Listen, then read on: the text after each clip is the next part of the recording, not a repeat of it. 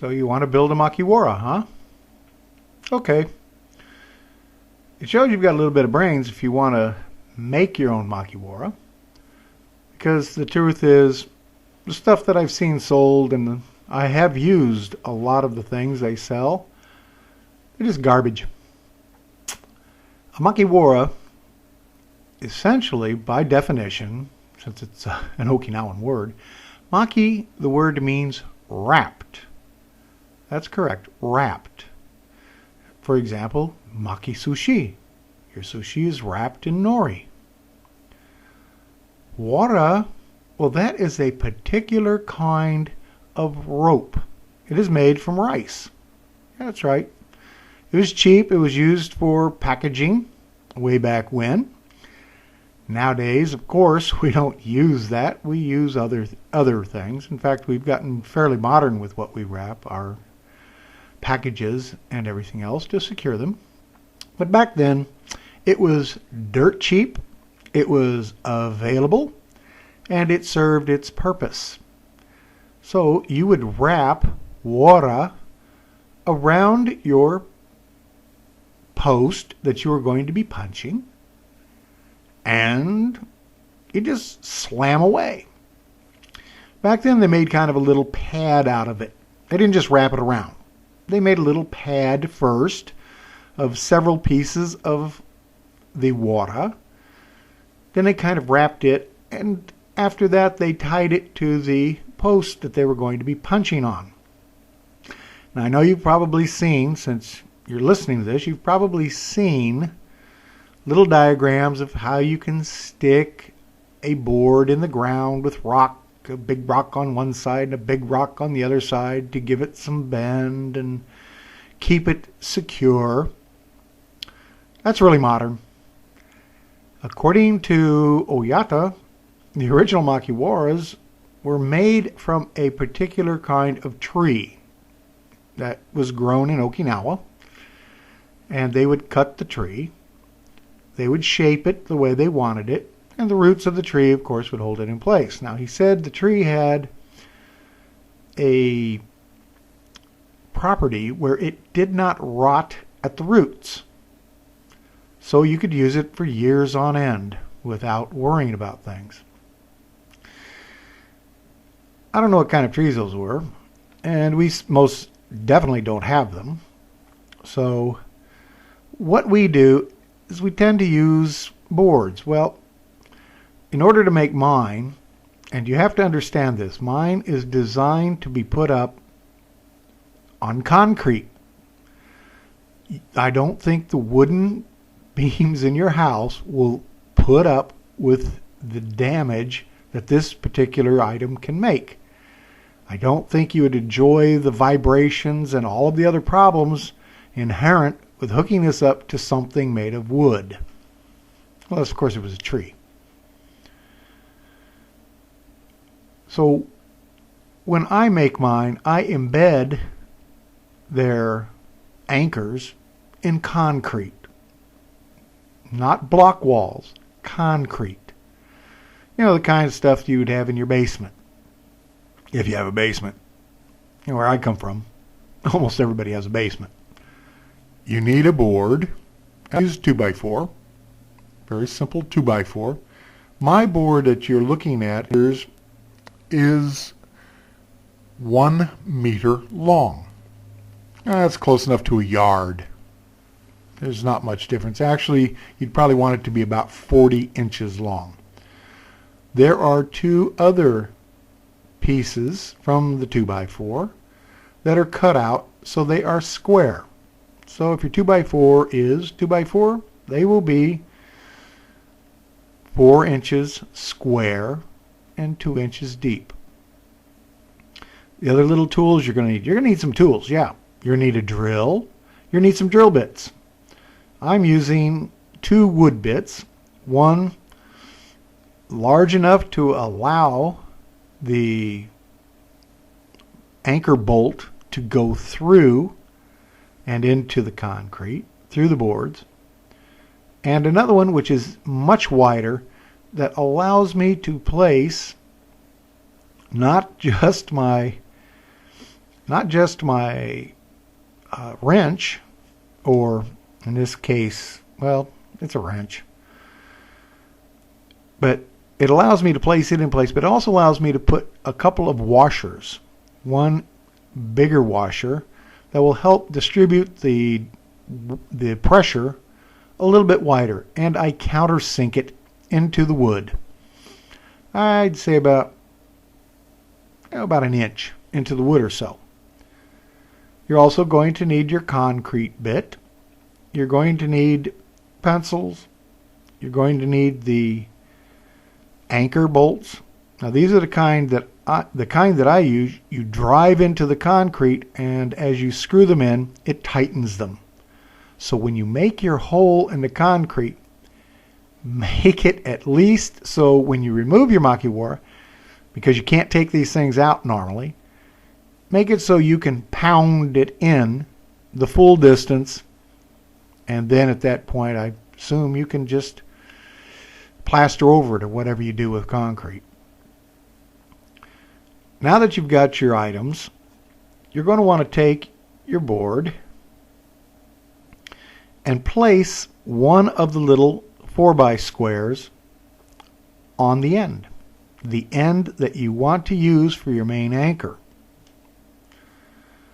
After you've done this, you'll want to make a pencil mark along the outer edge of your 4x4 piece, and then you want to take your little T-square or L-square, whatever it is, and you want to draw two lines at 45 degrees, and once you've completed that, you'll find that you've made a little X in the middle. That is the point at which you're going to want to drill. Now, from this, I take my wood bit, the big one, and I put it directly down so the little pointy part is right on the X, right where they intersect. And then I'm going to drill into the wood. Now, like I said, I went about maybe an inch, possibly less. Doesn't really matter. When you've finished with the hole, you'll notice that it is nice and circular and round, and there's another little dot right in the middle. That little dot is where you're going to place your smaller drill bit. So at this point, I take my drill and I drill all the way through the board. Yeah, all the way through. As you can see in the pictures, the hole goes all the way through. Now, what I do next is I take the little 4x4 piece and I put it directly underneath the small hole. I put my drill bit into it and I drill all the way through that one. And because I was a smart little person, I also put the second piece underneath it. Got to make sure that they're in position correctly when you do this. And I drilled through the first one and slightly into the second one. Pictures show exactly what I've done. Now at this point, I complete my drilling through the second one, and I basically completed that particular part of what I want to do. Now I have to find a place where I have concrete. So in this case, with me, I'm lucky. I've got concrete pillars that are holding up the roof, and they're connected to the pillar, which goes down underneath and into the ground. I find a place that I want to make, and in this case I've taped it off a little bit so you can see kind of where I want to do it. Now when I put it together, I actually figured out where the hole was by lifting the board up, and I lifted it up so it was approximately solar plexus high. The 4 to 5 or 6 inches on the top corresponded to my solar plexus height. And this is how I figured out the height where I wanted to drill. Because when I punch it, I want to be punching solar plexus height. I don't want to be punching higher or lower. I want my hand to come in straight, solar plexus height to me. There's a couple of reasons for this. The main one being I'm training my vision. Yeah. I'm training my hand to go in the middle of what I'm looking at. So if I'm looking at someone, I want that middle punch to go directly into the center. And most of the time when you look at somebody and you're looking them in the face, that center will be their solar plexus. Now I drill the hole, as the next picture is going to show. I've drilled the hole in the concrete where I want my anchor bolt to go. I now take my board and I put the anchor bolt through my punching board and through the little 4x4 board that goes underneath it. Now you notice in the picture I've got my second one up a little bit. Now what that is doing, that's helping me to keep the board away from the wall up at the top, and allows me to actually, because it's kind of wedged in there, it allows me to get the board so it will be level, straight up and down. You can see another picture of the bolt in there, and the board is there. And I've hammered that into the wall. So it's gone through my board, it has gone through the second one, and it is now in the wall. Once I've done that, I tighten it and make sure it's nice and tight. And then I position the second little 4x4 so that the top of the board, when it is struck, the top of the board, when it is struck with that little piece in there, so the board moves just slightly more than 1.5 inches. Now the reason for that is once I tighten, that's right, once I tighten the second one in, that board will be even stiffer. So I want the board to move at least an inch, but not more than that. Well, I'm somewhere within it. 3/4 of an inch, 1.25 inches, something along that line. I want give at the top of my board. I don't want the thing not giving. That will damage the bones in my hand. You've probably seen these guys walking around with big monster knuckles, and they look really rough and tough. Okay. So they look rough and tough. They've damaged their knuckles. They've damaged their bones. And true, they might be able to hit very, very hard with it, but the truth is they're not going to fool too many people with those big monster knuckles. Almost anybody can take one look at your hand with those big things on it and know that either you have had some kind of horrible accident or you are a martial artist and you think you are deadly. Okay. My hands are smooth and nice. The skin is not all calloused up and rough. Yeah, my knuckles are a bit bigger, but that had a lot to do with Korea and the training that I had before I'd learned that you don't want to do that. But at this point I want give. And I'm also going to put padding on it. So next I'm going to position that little 4x4 piece. And once I've got its exact position, notice how it was kind of hanging outside. I knew right where its center was.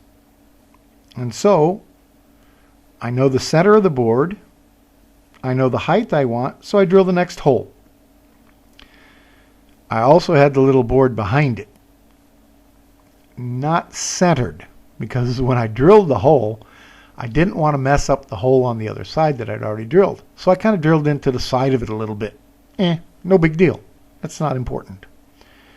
Now that I've drilled that hole, I center the other hole in the little 4x4, and I make sure also, before I do anything more, that the board is straight up and down. It's level. Straight up and down. I use a leveler. You got a nice picture of it. With that in mind, I move the little 4x4 so the hole is exactly lined up. And then, because I did not do this before, and the reason I didn't do it before is because I did not know. I did not know where that second hole had to go. So I didn't drill it. I did it after I got all the things. Now I take that big bit, and you can see that baby chewed a hole in there. The reason is because you're not starting at the beginning. You're now sticking it into, you're trying to stick the middle of it into a hole that already exists. And believe me, it chatters around, and it just, as you can see, it's rough. It's wider than the one on the bottom because of this. But I managed to get it down so it was leveled. And then I put my bolt through it. Okay, I've got the bolt through it. I hammer it in. You can see how it looks. It's been hammered in, recessed. And at this point, I tighten it. Okay, the board's straight up and down. It's anchored very nicely. I've got slight amount of give on the top. So, am I stupid? Am I going to punch it with my bare skin and my knuckles? No, because even the Okinawans back then knew you don't do that. Notice I haven't mentioned the Chinese. Oh yeah, the Chinese didn't have Makiwaras, did they? Ooh, no they didn't. If you take a look at their historical records, you'll find that 400 years ago,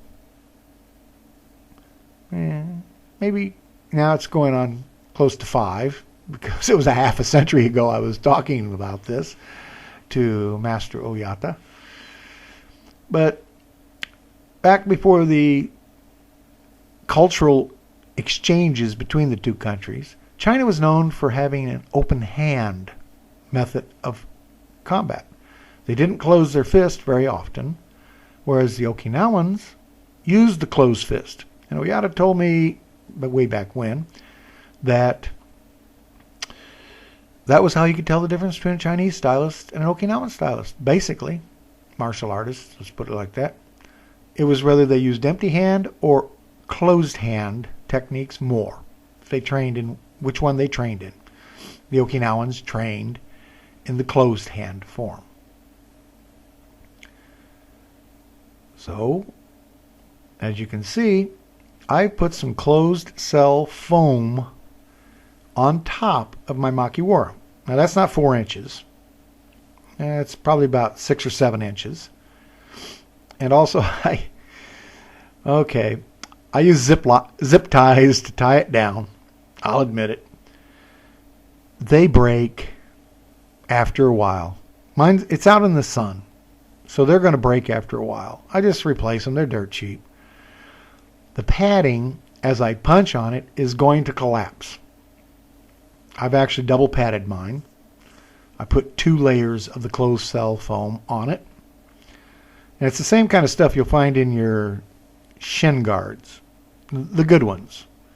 It's not this foamy foam rubber kind of stuff. It's a hard closed cell foam that can take a lot of abuse.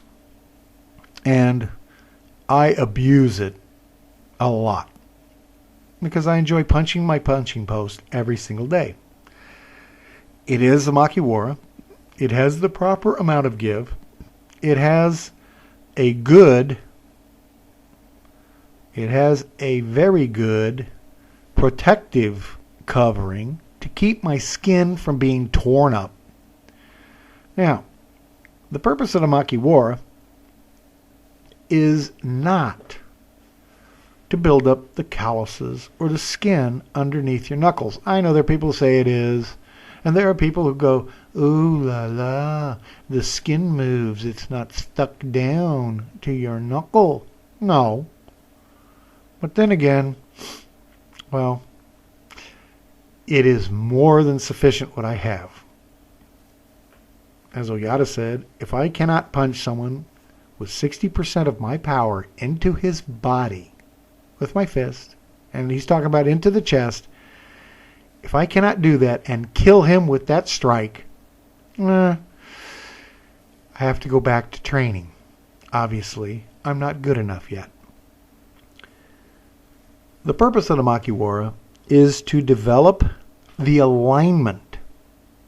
Yeah, the alignment of your bones, your hand, your wrist, and there's a lot of little bones in the wrist, with your forearm, and to allow you to apply full power, that's right, full power into your strikes as you would on the street.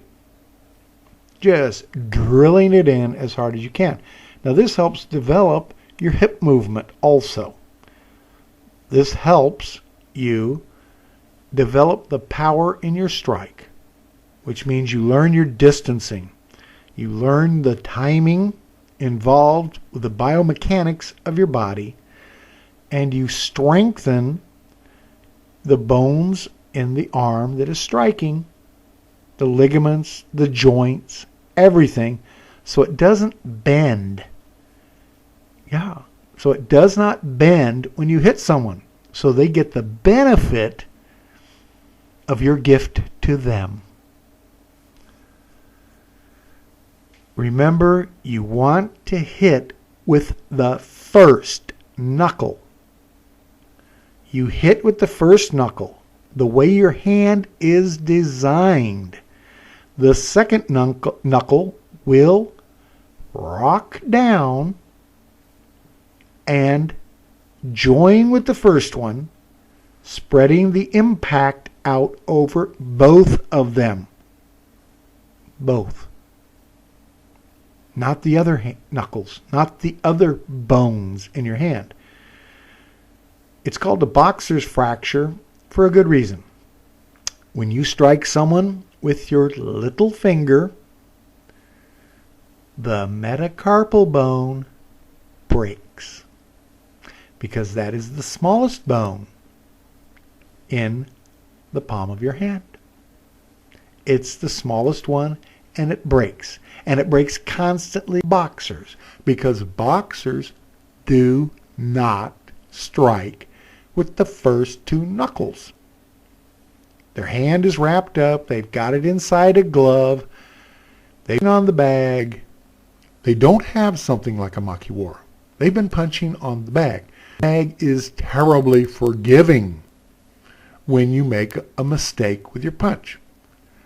They learn not to bend it, yes, but they strike many, many times with the bottom three knuckles instead of the top two.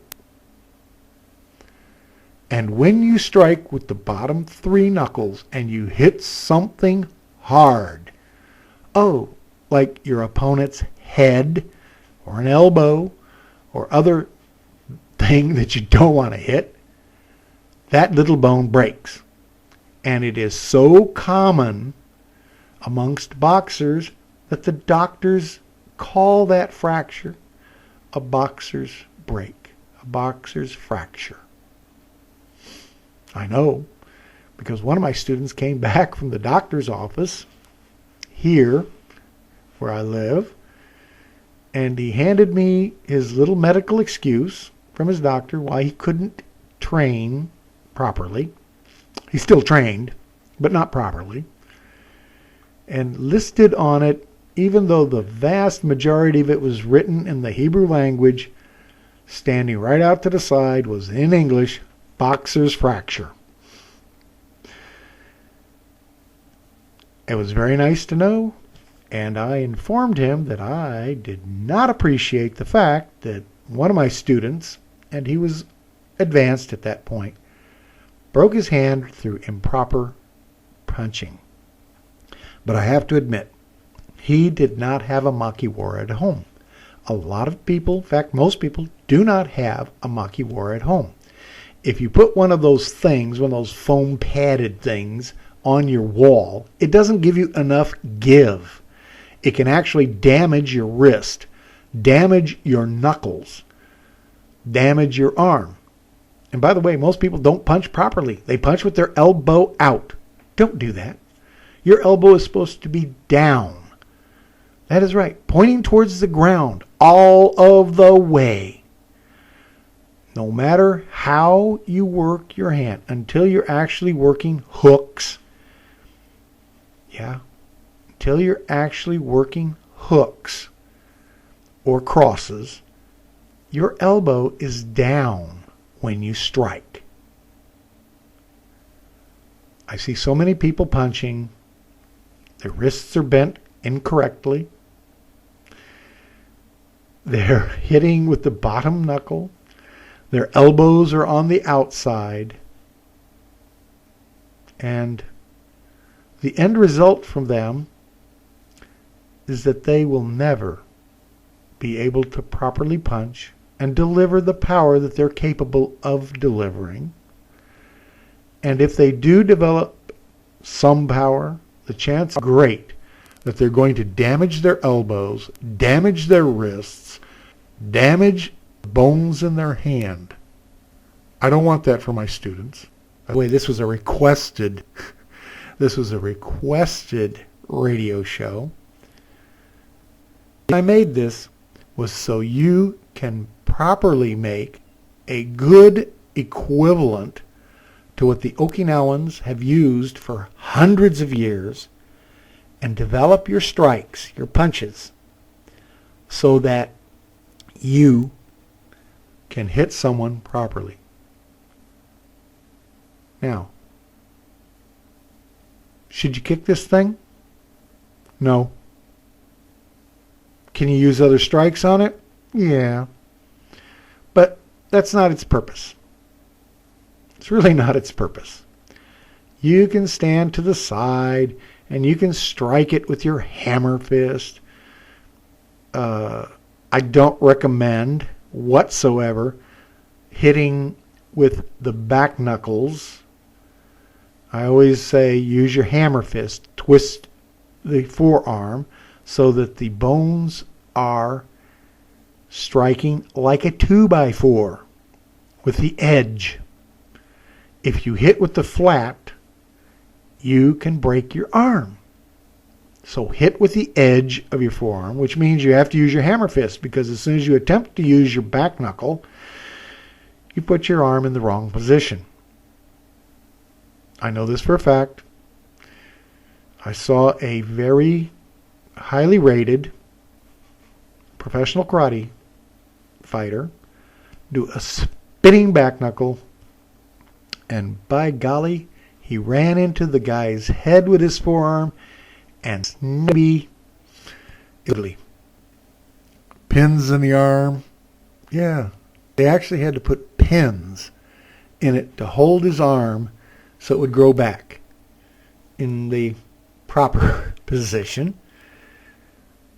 And basically, it did not do him any good.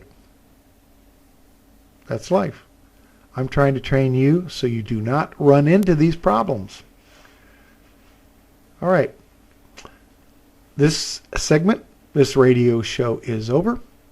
You will have lots of little photographs. Well, you had lots of little photographs to see exactly what I was talking about. And I hope that you have somewhere that you can place a Makiwara and practice diligently every day. Every day. You should hit that baby a minimum, I'm not joking, a minimum of 100 strikes. Yeah, that's a lot. It's every day. But what will happen is to your advantage and massively to the disadvantage of anyone you decide to strike. So, again, from beautiful downtown Faro-de-Mime. In fact, that's my back porch. You saw in the pictures, that was my front porch in the beginning. But where I put the Makiwara was on the back porch. But I still have full range of movement and can hit it all I want. Thank you very much for listening. Train safely. Train constantly and often. Then it will become a part of you. I had friends that when I came back from Korea complained mightily. Everything I was doing, they said, was cheating.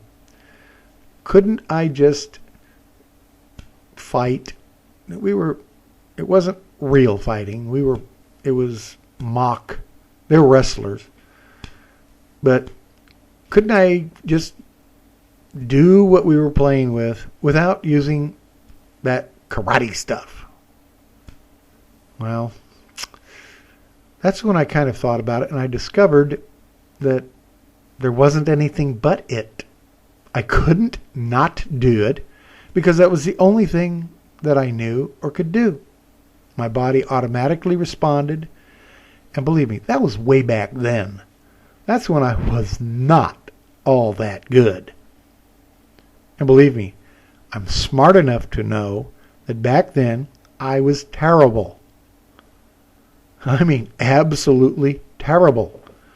Jim Harrison never insulted me, but through his example and his speech patterns as he spoke to me, the way he taught me, he helped me to understand that I was not good enough. And he encouraged me, very much so, he encouraged me to train properly and to become something much better and much greater than what I was. Is the main reason I am what I am today. Thank you. I hope you enjoyed listening. I will now stop recording. Bye-bye.